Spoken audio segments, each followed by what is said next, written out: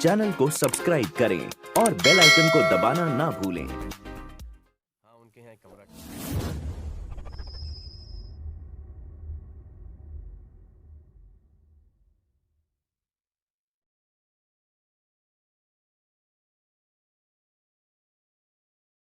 Hello दोस्तों, नमस्कार। आपके अपने यूट्यूब चैनल मनी मस्ती पर आपका स्वागत है। दोस्तों, आज की वीडियो में हम दिग्गज रिलायंस इंडस्ट्रीज़ लिमिटेड के बारे में बात करने जा रहे हैं, जहां कंपनी के कारोबार को देखेंगे, साथ ही इससे जुड़ी हुई खबरों की चर्चा करेंगे। दोस्तों, फंडामेंटल और टेक्निकल्स का भी एनालिसिस करेंगे।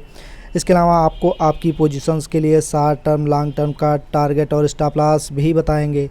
दोस्तों, अगर आप हमारे चैनल पर नए हो तो चैनल को ज़रूर सब्सक्राइब कीजिए, साथ में बेल आइकन भी दबाइए। अपने फैमिली मेम्बर्स, दोस्तों के साथ इस वीडियो को ज़रूर शेयर कीजिए। चलिए दोस्तों, वीडियो की शुरुआत करते हैं। दोस्तों, वीडियो की शुरुआत रिलायंस इंडस्ट्रीज़ के प्रीवियस कारोबार से। 2078 रुपये की क्लोजिंग प्राइस आप देख रहे हो। 3.43% की तेज़ी। प्रीवियस क्लोज का आंकड़ा देखें 2009 का था। ओपन 1991 का, साथ ही साथ हाई लगाया 2095 का, लो था 1982 का। अगर हम बात करें क्लोजिंग प्राइस की तो निश्चित रूप से हाई के करीब में दिखाई पड़ती है। शानदार क्लोजिंग दोस्तों, पॉजिटिव क्लोजिंग मानी जाएगी। क्वांटिटी ट्रेडेड का आंकड़ा देखें 1,92,00,000 का है। डिलीवरेबल क्वांटिटी का आंकड़ा 93,34,000 दिखाई देता है, जो कि प्रतिशत में 48.40%। दोस्तों, इनके डिलीवरी का फिगर देख लेते हैं। 18 फरवरी से 19 मार्च तक का आंकड़ा आपके सामने है। दोस्तों, अगर हम बात करें नीले कलर की लाइंस की तो NSE प्लस BSE का डिलीवरी वॉल्यूम है। साथ में गुलाबी कलर की लाइंस जो आप देख रहे हो वो NSE प्लस BSE का डिलीवरी वॉल्यूम परसेंटेज है। जी हाँ दोस्तों, हम बात करेंगे पिछले महीने से अब तक के आंकड़े की। 18 फरवरी से आपको खास आंकड़ा दिखाई नहीं देता है। साथ ही साथ 26 फरवरी को आंकड़ा काफ़ी ज़बरदस्त दिखाई पड़ता है। इसके अलावा डिलीवरी वॉल्यूम में इजाफा दोस्तों 15 मार्च के बाद से शानदार बढ़त आपको ध्यान देना चाहिए। दोस्तों, अच्छा एक्युमुलेशन हो रहा है इन्वेस्टर्स के द्वारा। साथ ही साथ अगर हम बात करें इनके डिलीवरी वॉल्यूम परसेंटेज में तो काफ़ी अच्छा इजाफा 18 फरवरी से ही देखने को मिला है। दोस्तों, ये आंकड़ा 16 मार्च तक का आंकड़ा काफ़ी ज़बरदस्त रहा है, लेकिन हमें भूलना नहीं चाहिए दोस्तों, वॉल्यूम का फिगर बीते 5 दिनों का आंकड़ा काफ़ी शानदार है। साथ ही साथ डिलीवरी वॉल्यूम परसेंटेज का भी आंकड़ा बेहतर दिखाई पड़ता है। जी हाँ दोस्तों, अब हम बात करेंगे रिलायंस इंडस्ट्रीज़ के टेक्निकल्स पैरामीटर की। रिटर्न प्रोफाइल आपके सामने है दोस्तों। ओवर 1 वीक में रिलायंस इंडस्ट्रीज़ का परफॉर्मेंस गिरावट दिखा रहा है दोस्तों। 2.60% की गिरावट। 2148 का हाई, 1982 का लो। ओवर 1 मंथ का अगर हम चर्चा करें दोस्तों 0.08% की तेज़ी। 2231 का हाई, 1982 का लो। 3 महीने का आंकड़ा देखें 4.54% की तेज़ी। 2231 का हाई, 1830 का लो। इसके अलावा 6 महीने का आंकड़ा देखें 9.70% की गिरावट। 2336 का हाई, 1830 का लो। वहीं 1 साल का आंकड़ा देखें दोस्तों 126% की तेज़ी देखी जा रही है। 2369 का हाई, 875 का लो। 3 साल का आंकड़ा 132% की तेज़ी। जी हाँ दोस्तों, अच्छा आंकड़ा है 3 साल के पैरामीटर्स पर। 2369 का हाई, 875 का लो। बीते 5 साल का आंकड़ा देखें 305% की तेज़ी। 2369 का हाई, 462 का लो। 10 साल का आंकड़ा 319% की तेज़ी। 2369 का हाई, 336 का लो। पीवट की चर्चा कर ले दोस्तों, सामने है 3 रजिस्टेंस, इसके अलावा 3 सपोर्ट भी। पहला रजिस्टेंस 2062 का, दूसरा 2115 का, तीसरा 2146 का। तीनों सपोर्ट सामने दोस्तों। 1978 का पहला, 1947 का दूसरा, 1894 का तीसरा। चलिए दोस्तों, इससे जुड़ी हुई खबरों की चर्चा करते हैं। जी हाँ दोस्तों, आपके सामने इससे जुड़ी हुई हेडलाइन है। Affordable Jio Google 5G smartphone Jio book likely to be launched at Reliance AGM। दोस्तों, इस खास खबर की चर्चा करें तो रिलायंस इंडस्ट्रीज़ ने अगले वित्त वर्ष की दूसरी तिमाही में एक किफ़ायती 5G एंड्रॉयड स्मार्टफोन लॉन्च करने की योजना बना रहा है, क्योंकि भारत में टेलीकॉम स्विच करने के लिए भारत में 300 मिलियन से अधिक फीचर फ़ोन उपयोगकर्ताओं को लुभाना जारी किया है। साथ ही साथ मामले से परिचित लोगों ने कहा कि RIL डिवाइस के R&D को पूरा करने के लिए मई जून के समय से ही काम चल रहा है। जिसे तकनीकी दिग्गज गूगल के साथ साझेदारी में विकसित किया जा रहा है। बात करें इनके एजीएम की तो अगस्त सितंबर में आयोजन इसका होता है, जिसमें ये लॉन्च करने की प्लान बना रहे हैं। जबकि आरआईएल ने आमतौर पर अपने फीचर्स, फ़ोन और फाइबर के संबंध में अपनी सभी पिछली घोषणाएं आम बैठक में ही की थी, एजीएम में ही की थी दोस्तों। साथ ही साथ आरआईएल जियो बुक नामक एक लैपटॉप के बारे में अपनी योजना की घोषणा करता है अपने एजीएम में। अगर हम बात करें जिसका उद्देश्य शिक्षा क्षेत्र में प्रवेश करना है, अप्रैल 2018 में ईटी ने क्वालकॉम चिपसेट संचालित लैपटॉप बनाने की जियो की योजनाओं की रिपोर्ट दी थी। साथ ही साथ नए उपयोगकर्ताओं को जोड़ने के लिए रिलायंस जियो की गति 2020 से कम हो गई है दोस्तों। जी हाँ, भारतीय एयरटेल गेन कर रहा है। पिछली अगर हम छमाही से ही देखें, इस अवधि के दौरान प्रतिद्वंदी भारतीय एयरटेल ने जियो की तुलना में अधिक उपयोगकर्ताओं को जोड़ा। इस पृष्ठभूमि में जियो का प्रस्तावित स्मार्टफोन उपयोगकर्ताओं को लुभाने के कंपनी के प्रयासों में भाप जोड़ देगा। वहीं डाटा की बात करें दोस्तों तो अक्टूबर-दिसंबर तिमाही में जियो ने एयरटेल के 14 मिलियन से अधिक 5 मिलियन उपयोगकर्ताओं को जोड़ा। विश्लेषकों का कहना है एयरटेल वोडाफोन आइडिया के उपयोगकर्ताओं को आकर्षित करने में अधिक सफल रह रहा है, जिसमें जियो की तुलना में 2G वाले शामिल हैं। उपयोगकर्ताओं के अतिरिक्त गति लेने के लिए जियो ने हाल ही में 4G फीचर फ़ोन जियो फ़ोन के 100 मिलियन उपयोगकर्ताओं को बनाए रखने के लिए नए टैरिफ योजनाओं की घोषणा की। साथ ही अपने प्रतिद्वंदियों से नए 2G उपयोगकर्ताओं को आकर्षित किया। इस कदम से 2G उपयोगकर्ताओं के बीच बाजार में हिस्सेदारी हासिल करने में मदद करनी चाहिए। आरआईएल का नया स्मार्टफोन गूगल के साथ दो तरफा गठजोड़ का हिस्सा है। पहले गूगल ने पिछले महीने जून में रिलायंस जियो के माता पिता जियो प्लेटफॉर्म में 7.73% की हिस्सेदारी 33,737 करोड़ में ली थी। दूसरा एक प्रवेश स्तर 4G स्मार्टफोन विकसित करने के लिए गूगल के साथ एक वाणिज्यिक समझौता था, जो भविष्य में 5G का समर्थन कर सकता है। फ़ोन का विकास ट्रैक पर है, विनिर्देशों में अंतिम रूप दिया गया है। हालांकि ऑपरेटिंग सिस्टम पर चर्चा चल रही है। यह देखते हुए इसे जियो सेवाओं के गहन एकीकरण की ज़रूरत होगी। इसके अलावा अन्य खबरों की बात करें दोस्तों, आपके सामने हेडलाइन है Future to contest SC order on Biyani over Reliance deal.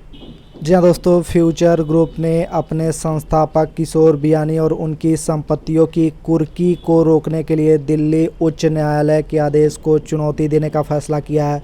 Future group की कानूनी आदेश को चुनौती देने वाले अपील सोमवार या मंगलवार को दायर की जा सकती है। इससे पहले दिल्ली हाई कोर्ट से संपर्क किया जाएगा, ताकि अगर कोई प्रतिकूल फैसला आए तो सुप्रीम कोर्ट के पास जाने का विकल्प उपलब्ध रहे।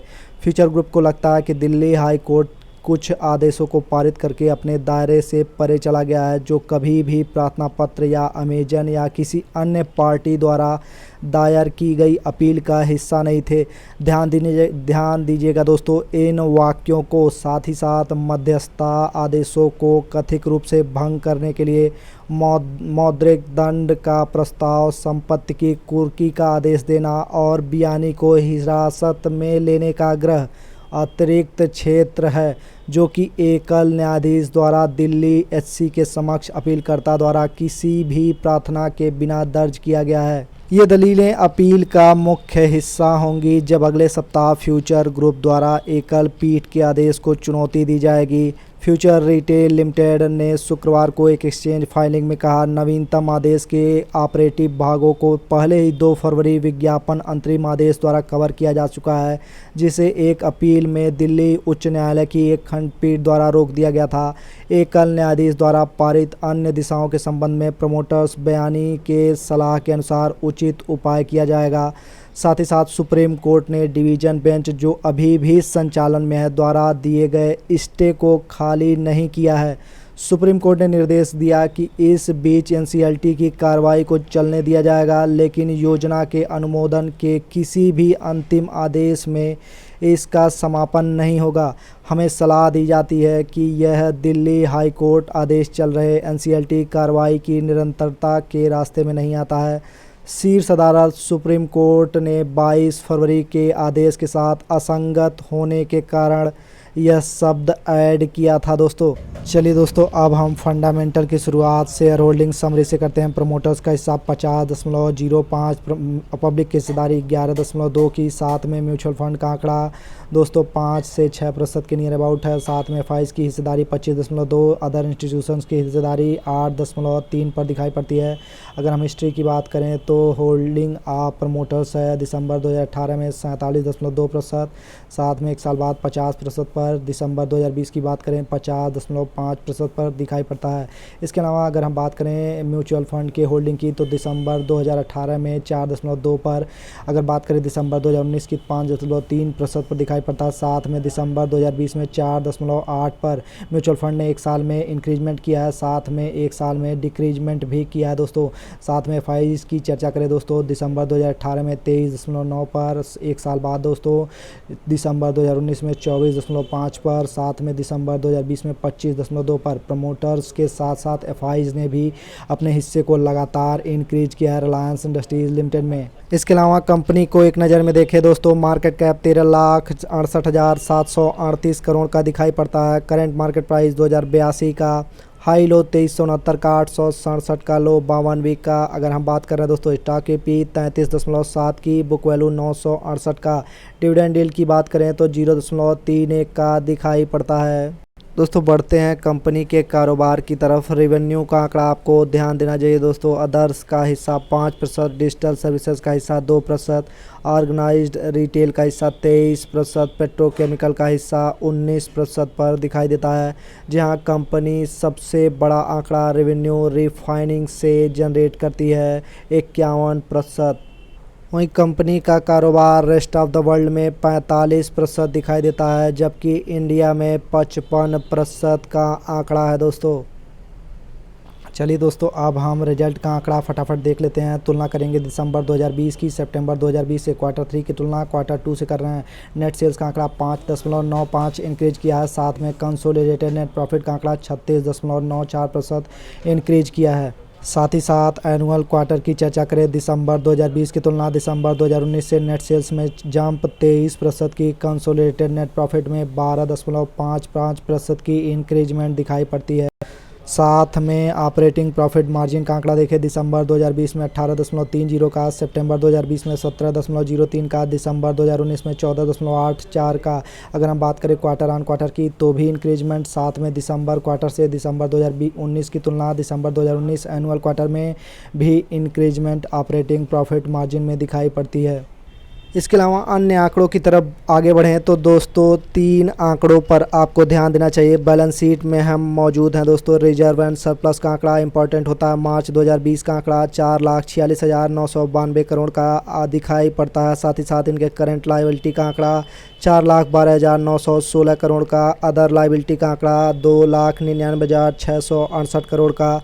तो निश्चित रूप से यहाँ काफ़ी अच्छा इजाफा देखने को मिला है। साथ ही साथ फिक्स एसेट की बात करें दोस्तों तो फिक्स एसेट का आंकड़ा आपके सामने रखते हैं। जी हाँ, फिक्स एसेट का आंकड़ा आपके सामने है 6,31,505 करोड़ का मार्च 2021 का। मार्च 2020 का आंकड़ा है। करेंट एसेट की बात करें 2,58,260 करोड़ का। जी हाँ दोस्तों, इसके हिसाब से मुझे लगता है डेब्ट टू इक्विटी और इंटरेस्ट कवरेज रेशियो का इस साल का आंकड़ा काफ़ी बेहतर, जैसा कि मैंने बताया था दोस्तों, डेब्ट टू इक्विटी का आंकड़ा काफ़ी शानदार दिखाई दे रहा है 0.64 का, जबकि मार्च 2019 का आंकड़ा 0.70 का था। तो काफ़ी अच्छा इंक्रीजमेंट दिखाई पड़ रहा है डेब्ट टू इक्विटी में। जबकि इंटरेस्ट कवरेज रेशियो का आंकड़ा भी काफ़ी शानदार है 3.63 का, पिछले साल 4.34 का दिखाई पड़ता है। वहीं इनके कैश फ्लो के आंकड़े की तरफ आगे बढ़ें तो ऑपरेटिंग एक्टिविटीज़ पर आपको फोकस करना चाहिए। मार्च 2020 का आंकड़ा 98,074 करोड़ का दिखाई पड़ता है। साथ ही साथ नेट कैश फ्लो पर ज़बरदस्त इंक्रीजमेंट मार्च 2020 में 19,839 करोड़ की दिखाई पड़ती है, जबकि मार्च 2019 में दोस्तों 37,045 करोड़ पर नेट कैश फ्लो दिखाई पड़ता है। अन्य आंकड़ों की बात करें तो रिटर्न रेशियो आपके सामने है। ROE की बात करें दोस्तों 8.68 का दिखाई पड़ता है मार्च 2020 का, साथ ही साथ मार्च 2019 में 10.22 का दिखाई पड़ता है। जहां दोस्तों ROE के पैमाने पर रिलायंस इंडस्ट्रीज़ बेहतर परफॉर्मेंस नहीं दिखाई पड़ती है। साथ ही साथ रिटर्न ऑन कैपिटल एम्प्लॉयड का आंकड़ा 10.62, जबकि पिछले साल अगर हम ये आंकड़ा देखें 10.45 का आंकड़ा, तो काफ़ी अच्छा इजाफा यहाँ भी नहीं देखने को मिला है। बात करेंगे रिटर्न ऑन एसेट का 3.37 का, जबकि मार्च 2019 का 3.94 का। तीनों आंकड़े बेहतर स्थिति में नहीं दिखाई पड़ते हैं। साथ ही साथ ग्रॉस प्रॉफिट मार्जिन का आंकड़ा मार्च 2020 का 17.12, मार्च 2019 का देखें 16.25। निश्चित रूप से इंक्रीजमेंट है दोस्तों, लेकिन काफ़ी अच्छा इजाफा नहीं है। ऑपरेटिंग प्रॉफिट मार्जिन पर आपको फोकस करना चाहिए दोस्तों, 13.40 का आंकड़ा है, जबकि मार्च 2019 में 12.58 का आंकड़ा था।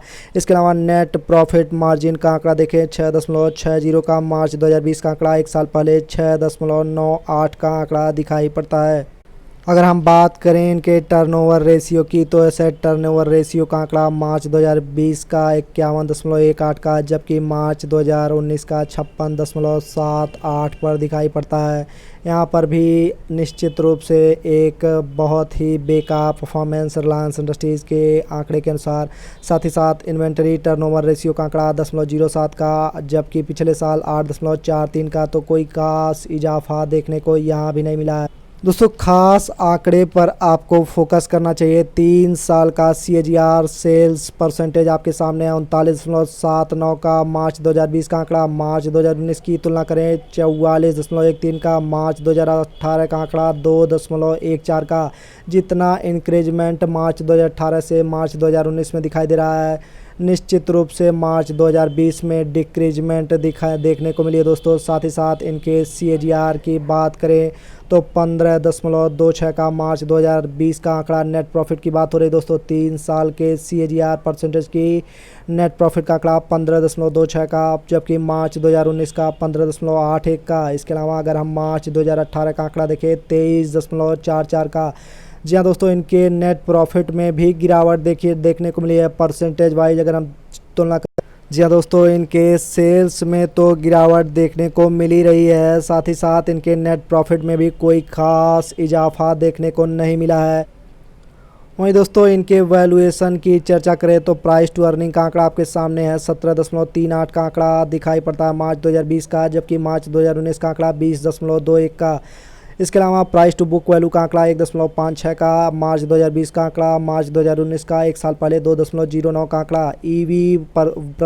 ईवी से ईबिटा की अगर हम बात करें दोस्तों, एंटरप्राइज वैल्यू वर्सेस अगर हम ईबिटा की चर्चा करें 9.53 का आंकड़ा, जबकि पिछले साल 11.64 का आंकड़ा दिखाई पड़ता है। प्राइस टू सेल्स का आंकड़ा 1.18 का, 1.42 का आंकड़ा मार्च 2019 का आंकड़ा। जी हाँ दोस्तों, प्राइस टू सेल्स के पैमाने पर आपको फोकस करना चाहिए। निश्चित रूप से एक डिक्रीजमेंट साइन एक अच्छा संकेत नहीं दिखाई पड़ता है।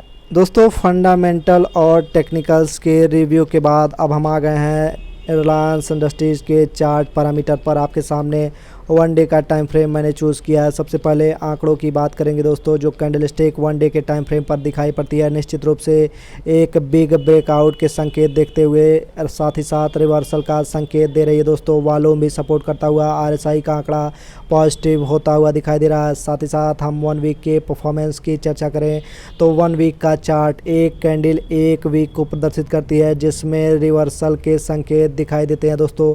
वीक पर आपको फोकस करना चाहिए। साथ ही साथ अगर हम ट्रेंड की बात करें, निश्चित रूप से पॉजिटिव होता हुआ ट्रेंड दिखाई देता है। अगर हम बात करें दोस्तों 50 DMA के ऊपर शेयर प्राइस ट्रेड कर रहा है। साथ ही साथ अगर हम वॉल्यूम का आंकड़ा देखें तो इसमें अगर इस हफ्ते की चर्चा करें तो वीकनेस दिखाई दे रही है, लेकिन अगले हफ्ते निश्चित रूप से पॉजिटिव संकेत हो जाएगा दोस्तों। RSI का आंकड़ा 54 पर दिखाई देता है, जो कि पॉजिटिव है। साथ ही साथ 1 मंथ का आंकड़ा अब आपके सामने लगाते हैं। एक कैंडल 1 महीने को प्रदर्शित कर रही है, जहां डोजी बनता हुआ दिखाई दे रहा है। अगर हम बात करें दोस्तों, एक रेंज बाउंड मूव हो रही है रिलायंस इंडस्ट्रीज़ के द्वारा, तो आपको 2250, जैसा कि मैंने अपने पिछली वीडियोस में भी बताया था दोस्तों, 2250 के नियर बहुत ही क्रिटिकल रेजिस्टेंस रिलायंस इंडस्ट्रीज़ के चार्ट पर दिखाई देता है। साथ ही साथ वॉल्यूम का आंकड़ा कोई खास नहीं है मंथली चार्ट पर। साथ ही साथ RSI का आंकड़ा पॉजिटिव बना हुआ है। तो दोस्तों शॉर्ट टर्म मेंबर्स के टारगेट और स्टॉप लॉस की चर्चा करें। जी हाँ दोस्तों, पहले ही मैंने बताया है कि आपको टारगेट रखना चाहिए शॉर्ट टर्म मेंबर्स को। अगर अपसाइड देखने को मिलती है यहाँ से तो 2250 तक अपसाइड देखने को मिलेगी दोस्तों।